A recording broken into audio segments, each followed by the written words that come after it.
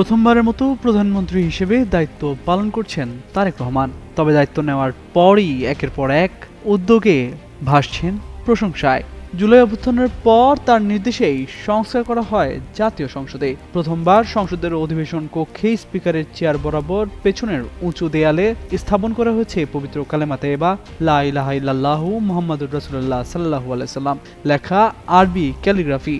বুধবার প্রধানমন্ত্রী তারেক রহমানের নির্দেশে এই ক্যালিগ্রাফিটি স্থাপন করা হয়। গতকাল সকাল 9:30 থেকে বিকেল 4টা পর্যন্ত জাতীয় সংসদ সচিবালয়ে অফিস করেন প্রধানমন্ত্রী।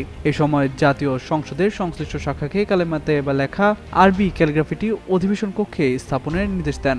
এর আগে গতকাল জাতীয় সংসদে ক্ষমতাসীন দল বিএনপির সংসদীয় দলের বৈঠক অনুষ্ঠিত হয়েছে। অধিবেশনকে সামনে রেখে সংসদে সরকারের কৌশল নির্ধারণ সহ সার্বিক বিষয় নিয়ে এই সংসদীয় দলের বৈঠক অনুষ্ঠিত হয়। এ সময় এই বিষয়টি আলোকপাত করেন তারেক রহমান। এরপরই অধিবেশন কক্ষে পবিত্র কালেমা তয়্যেবা এর আরবি ক্যালিগ্রাফি দেয়ালে স্থাপন করা হয়।